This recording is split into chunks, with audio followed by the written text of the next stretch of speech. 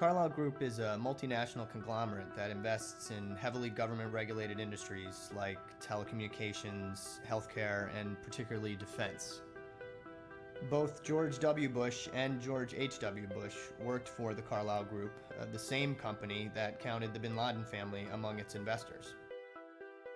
Carlyle Group was holding its annual investor conference on the morning of September 11th in the Ritz-Carlton Hotel in Washington, D.C. At that meeting were all of the Carlyle regulars. James Baker, likely John Major, definitely George H.W. Bush, though he left the morning of September 11th. Shafiq bin Laden, who is Osama bin Laden's half-brother, and was in town to look after his family's investments in the Carlyle Group.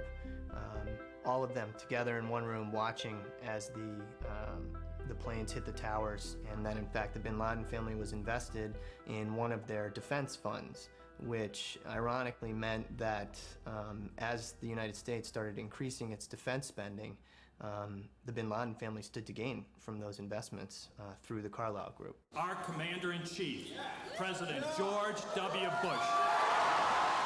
With all the weapons companies it owned, the Carlyle Group was, in essence, the 11th largest defense contractor in the United States.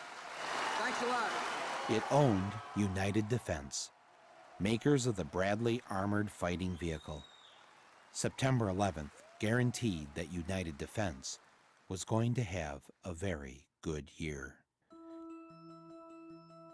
Just 6 weeks after 9/11, Carlyle filed to take United Defense public, and in December made a one-day profit of $237 million. But sadly, with so much attention focused on the bin Laden family being important Carlyle investors, the bin Ladens eventually had to withdraw. Bush's dad, though, stayed on as senior advisor to Carlyle's Asia board for another 2 years.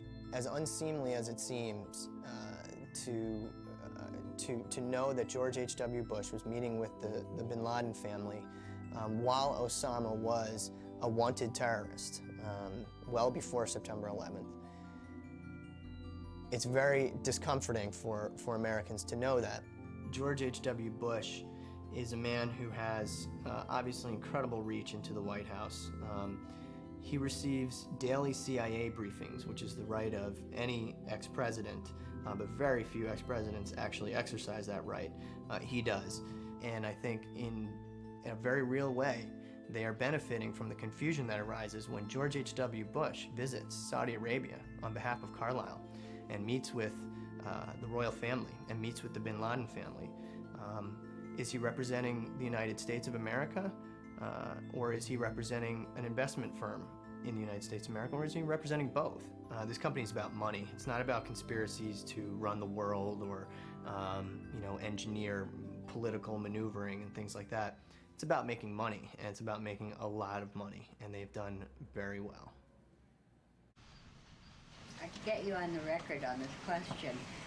In the White House view, there's no ethical conflict in former President Bush and former Secretary of State Jim Baker using their contacts with world leaders to represent one of the most well-known military arms dealers, the Carlyle Group. The President has full faith that his family will conform with all proper ethics laws, and will act properly in their conduct.